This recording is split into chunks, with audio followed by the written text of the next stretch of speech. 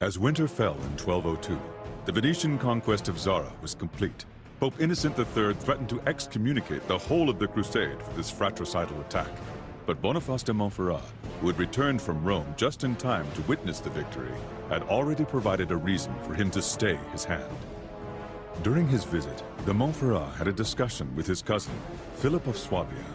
Philip introduced him to the young Alexius Angelus IV, son of the Byzantine Emperor Isaac Angelus II.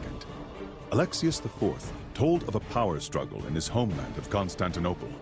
His uncle, Alexius III, had usurped the throne in 1195 after gouging out Isaac II's eyes and leaving him to rot in the jail. Having heard of the Crusade's great debt to Venice, Alexius IV made Boniface a rather interesting proposition.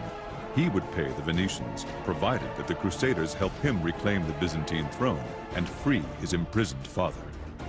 The Venetians, who had been in open conflict with the Byzantines for 20 years, were pleased by Alexius IV's proposition. Indisposed to fight other Christians despite the attack on Zara, the high barons were convinced by the Catholic clergy that the Orthodox Byzantines were just as great a threat as the Muslim forces that now occupied Jerusalem.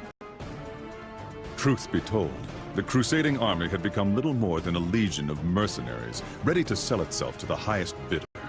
Heavily in debt, unable to continue its quest to Jerusalem without support, the crusade seemed more than ever a shadow of its once pious intentions. When spring arrived, the Crusaders set out for Constantinople and arrived in July 1203 at the foot of the city's battlements. As for my son, his skills as a warrior were tested and proven in the previous battle. The High Baron saw fit to entrust him with a modest squadron of his own.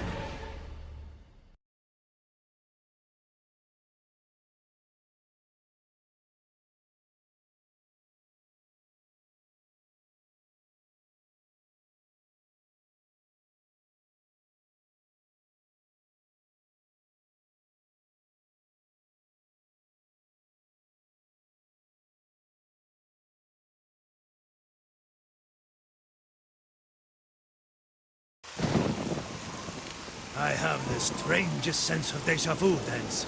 Everything is going to be fine, just like last time. Remind me again, why are we here and not in Jerusalem? We are assisting the son of an emperor to reclaim his city. You need not tell me what you think about it. The more progress we make, the more guilty we become, Dance. All this has very little to do with the Lord's word anymore. And that's to say nothing of de Montferrat and his schemes. But hey, as long as there's gold to be had, I guess. And thanks to your promotion, that gold is going to be more accessible than ever. It appears that the Esteban I know is back. But you do realize that I didn't accept this promotion for gold, right? Besides, I never expected a military promotion to be a problem for you. We're not jealous, are you? If you are talking about my new tunic, it is only so I look less conspicuous next to you. After all, I don't want people to judge you by your company. And frankly, it's a beautiful cross, isn't it? It's perfect.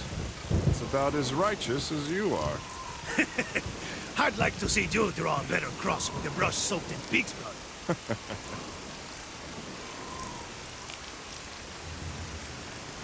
You know, Esteban, there is something dark behind all this.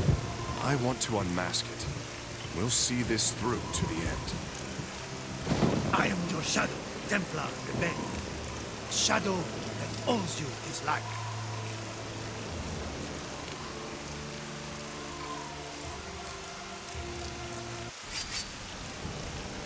All of you, listen to me.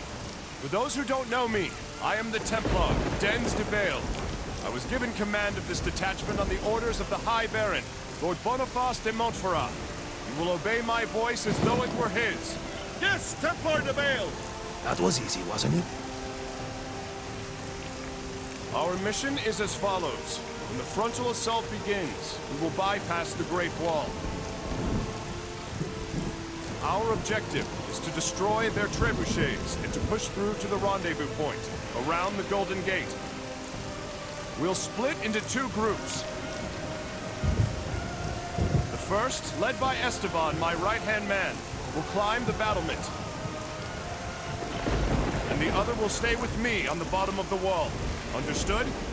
Understood, my lord! Steel yourselves, Crusaders! We come alongside the shore!